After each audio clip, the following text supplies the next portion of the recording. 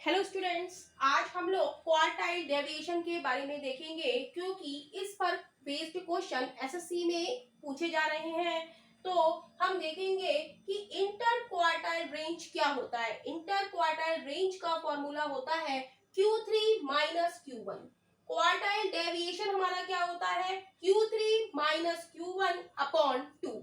And number 3 पर हमारा आता है कि कोफिशिएंट ऑफ क्वार्टाइल डेविएशन क्या होता है। ये होता है Q3 minus Q1 upon Q3 plus Q1।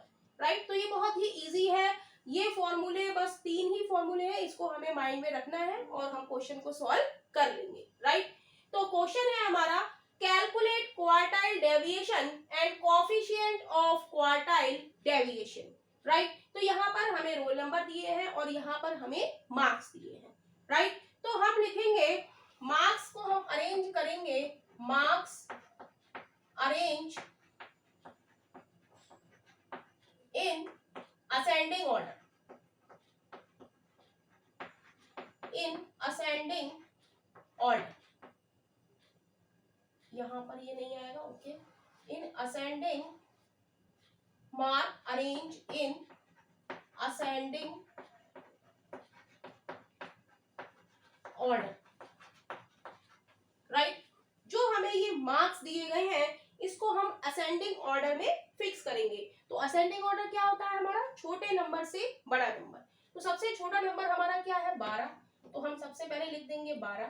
फिर क्या है 15, फिर उसके बाद 15 के बाद हमारा है 20, 15 के बाद 20, 20 के बाद 28, 28 के बाद 30, 30 के बाद 40 और 40 के बाद 50।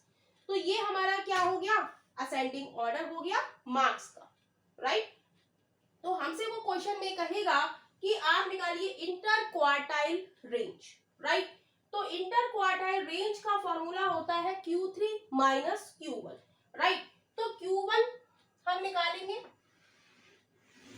राइट, Q1 का फॉर्मूला क्या होता है, Q1 का फॉर्मूला होता है साइज ऑफ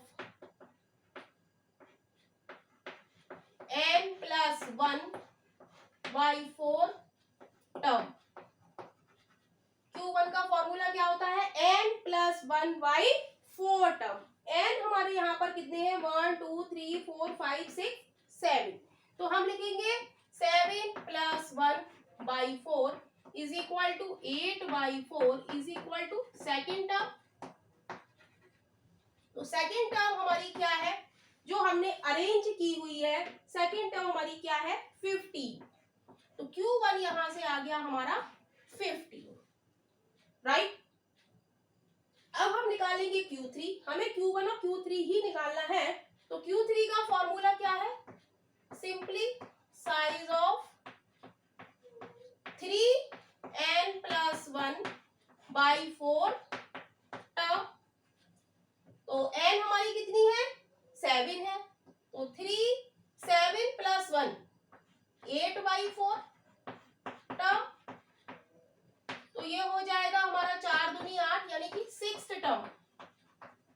6th टर्म हमारी कौन सी है 1 2 3 4 5 6, 6th टर्म है हमारी 40। तो Q3 हमारा हो गया 40। जब हमारे पास Q3 और Q1 की वैल्यू हमारे पास आ जाती है तब हम इंटर क्वार्टाइल रेंज हमसे पूछे तो हम वो निकाल लेंगे। Quartile deviation, coefficient of quartile deviation, इन सब में हमें Q3 और Q1 ही चाहिए। तो इंटर क्वार्टाइल रेंज निकालेंगे हम। सबसे पहले हमसे क्या पूछा है, क्वार्टाइल डेविएशन पूछा है, तो क्वार्टाइल डेविएशन निकालेंगे। या इंटर क्वार्टाइल रेंज क्या हो जाएगी Q3 माइनस Q1, यानी कि Q3 हमारा कितना है 40 माइनस 15 25। तो इंटर क्वार्टाइल रेंज हमारी कितनी आ गई 25। हमसे क्वेश्चन में पूछा है क्वार्टाइल डेविएशन। क्वार्टाइल डेविएशन का फॉर्मूला क्या है, क्वार्टाइल डेविएशन का फॉर्मूला हमारा है Q3 माइनस Q1 अपॉन 2। तो Q3 हमारा कितना आया है 40 माइनस 15 अपॉन 2। तो ये हो गया 10 में से 5 गया 5, 3 में से 1 गया 2, 25/2 यानी कि 12 पॉइंट, 2 एकम 2, कितना बचा, 2 एकम 2, 2 दूनी 4, 1 बचा, 2 पंजे 10, 12.5, राइट। और Q1 ये आ गया हमारा क्वार्टाइल डेविएशन, हमारा कितना आ गया 12.5। इतनी बात क्लियर है। अब हमसे वो पूछ रहा है कि कोएफिशिएंट ऑफ क्वार्टाइल डेविएशन आप निकालो। तो कोएफिशिएंट ऑफ क्वार्टाइल डेविएशन का फॉर्मूला क्या है, कोएफिशिएंट ऑफ क्वार्टाइल डेविएशन का फॉर्मूला है Q3 minus Q1 upon Q3 plus Q1, Q3 plus Q1। तो इसमें हम वैल्यू Q3 और Q1 की पुट कर देंगे और हमारा आंसर आ जाएगा, राइट। तो वैल्यू हम फिक्स करेंगे।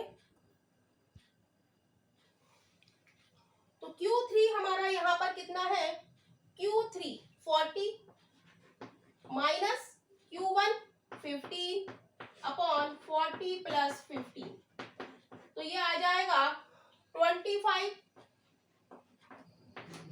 अपॉन 25 अपॉन 55, 5 एकम 5, 5 25, 5/11, तो ये आ जाएगा हमारा, इसको जब हम भाग देंगे 11 चौक 44,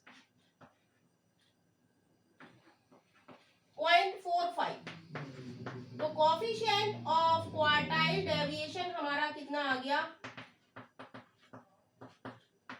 कोएफिशिएंट ऑफ क्वार्टाइल डेविएशन हमारा आ गया 0.45। तो इस तरीके से हम क्वेश्चन को सॉल्व करेंगे। तो क्या किया हमने क्वेश्चन में, एक बार हम फिर से देखेंगे। इंटर क्वार्टाइल रेंज का फॉर्मूला क्या है, Q3 minus Q1। Quartile deviation का फॉर्मूला क्या है, Q3 minus Q1 upon 2। Coefficient of quartile deviation क्या है, Q3 minus Q1 upon Q3 plus Q1। तो क्वेश्चन है calculate quartile deviation and coefficient of quartile deviation. Roll number हमें दिए हैं, मार्क्स हमें दिए हैं। तो मार्क्स को हम क्या करेंगे, अरेंज करेंगे इन असेंडिंग ऑर्डर। तो असेंडिंग ऑर्डर में हमने अरेंज किया, सबसे छोटा 12, फिर 15, फिर 20, फिर 28, 30, 40 और 50, राइट। तो Q1 का फॉर्मूला हमें याद होना चाहिए n+1/4 टर्म। तो n+1, n हमारी कितनी है 7 है, तो 7 + 1/4 8/4 यानी कि सेकेंड टर्म हमारी कितनी है 15। तो Q1 कितना हो गया 15। फिर आती है Q3 की बारी। Q3 का फॉर्मूला क्या है 3n+1/4 टर्म।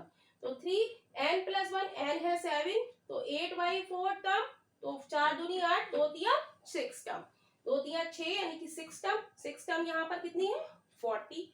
तो Q3 आ गया हमारा 40। हमसे पूछा है क्वार्टाइल डेविएशन। क्वार्टाइल डेविएशन का फॉर्मूला क्या होता है, Q3 माइनस Q1 अपॉन 2। तो हमने यहाँ पे Q3 और Q1 की वैल्यू लगा दी, अपॉन 2 कर दिया। तो ये क्वार्टाइल डेविएशन की वैल्यू आ गई 12.5, right. Coefficient of quartile deviation क्या होता है, Q3 minus Q1 upon Q3 plus Q1।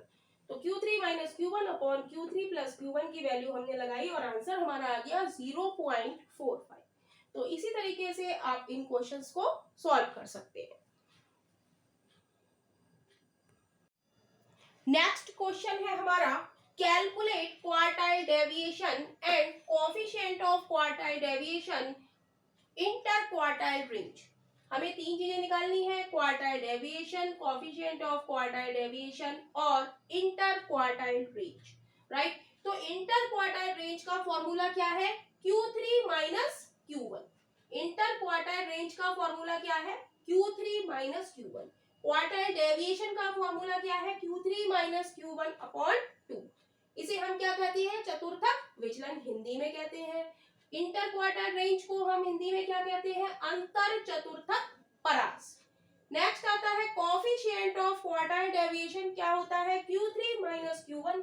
Upon Q3 plus Q1। बहुत ही इजी है, बस एक बार आपको ध्यान से ये फॉर्मूले देख लेने हैं, बाकी इसमें कुछ भी नहीं है, राइट।